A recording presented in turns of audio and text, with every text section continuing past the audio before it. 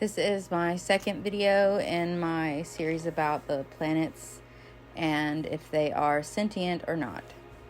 Which, if you want to get the full breakdown of why I think they are not sentient, you should refer to my first video. But essentially, no, I don't think they are sentient. I think that they are universal principles of energy or forces of energy that are emanations of God, which He utilizes to organize the cosmos and influence life in a more direct, focalized way. I have already covered Jupiter and Saturn and what their energetic force and principles are.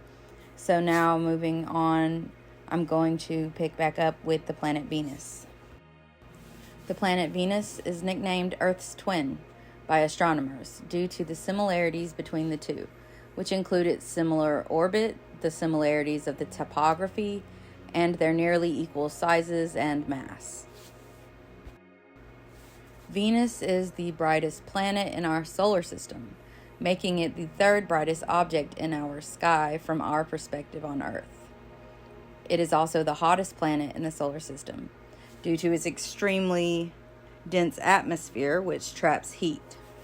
Due to its volcanic surface, it suffers from a runaway greenhouse gas effect, and this phenomenon has created its thick and inhospitable atmosphere of carbon dioxide, sulfuric acid, and nitrogen. In ancient cultures, Venus has been observed and honored and revered through myths and legends.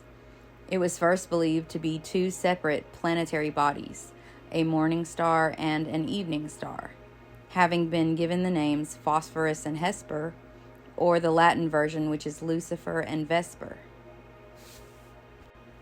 The planet Venus gets its namesake from the Roman goddess of love and beauty. Her Greek equivalent would be Aphrodite. The myth of her conception involves the story of Ouranos' castration at the hand of his son Cronus, who threw the severed genitals into the sea.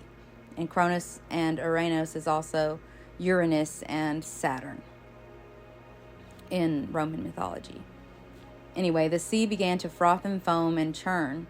From its depths, Aphrodite was born, emerging out from inside a clamshell.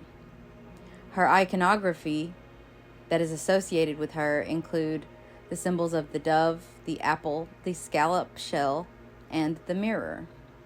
The weekday that is associated with Venus is Friday, a compounded version of Frigg's Day, referencing a connection between Aphrodite or Venus and the Nordic goddess Frigg or Freya. In astrology, Venus rules over the sign of Taurus and the sign of Libra. It is in its detriment in the sign of Scorpio and the sign of Aries. It is exalted in the sign of Pisces, and it finds its fall in the sign of Virgo. Astrologically, Venus represents attraction, affection, love, pleasure, sensuality, value, and harmony.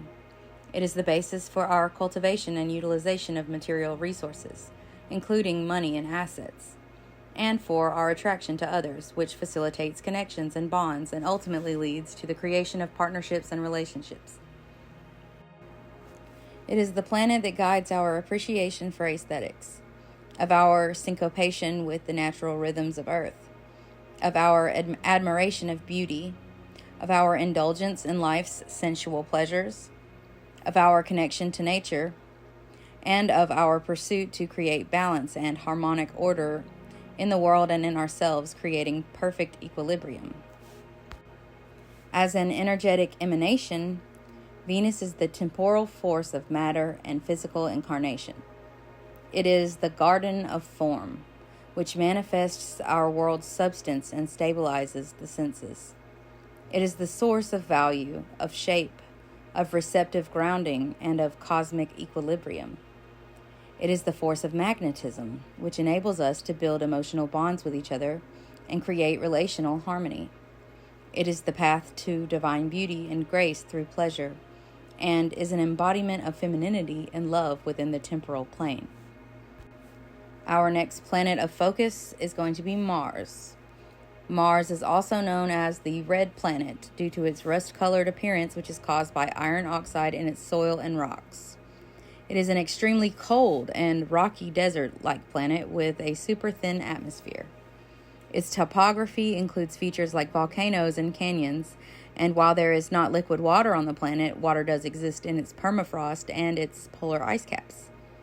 Olympus Mons, a shield volcano that reaches a height of about 2.5 times the height of Mount Everest, is the tallest mountain in the solar system, and it is located on Mars. The namesake for Mars is borrowed from the Roman god of war, who was revered as a protector and a military guardian. Mars was the father of the legendary brothers Romulus and Remus, who created and founded Rome. He is associated with the Greek god Ares, although their overall vibes were a little bit different originally.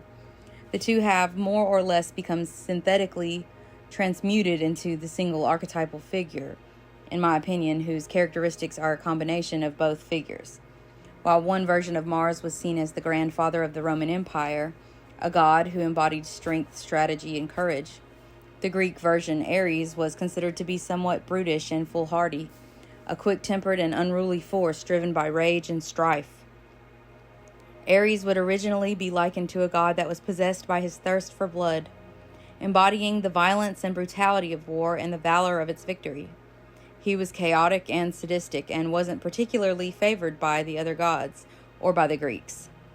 Mars, on the other hand, held a prominent position and was worshipped and loved by the Roman people. Mars is often depicted with a spear and a shield, and is associated with the metal iron as well as with the wolf and the woodpecker. The month of March is also named after Mars, as well as the weekday of Tuesday, originally Tuesday, TIW, 2, connecting Mars with the Germanic god Tu or the Nordic Tyr. I hope I pronounced those right. I'm not really sure, to be honest. In classical astrology, Mars is the planetary ruler of the sign of Aries and of the sign of Scorpio. It is in its detriment in the sign of Libra and in the sign of Taurus. It is exalted in the sign of Capricorn, and it is in its fall in the sign of Cancer. Astrologically, Mars represents our motivating force of energy, our vitality, our passion, our courage, our initiative, our primal instincts, and our sexuality. It illuminates what drives us in taking bold, decisive action, and reveals what we are willing to go to war about. It relates to how we assert ourselves and how we find independence in carving our own place and path in the world. As a universal force, Mars is the temporal force of emotion. It is the free will and the spark of creative spirit within each of us. It is a masculine force driven by primal urges and by desire to initiate change, to take action, to protect, to defend, and to break through inertia. It is like the blood of a living body, a vital life force energy that fuels the propulsion of forward motion. It is the potential within us powered by our will and freedom of choice in deciding our own destiny.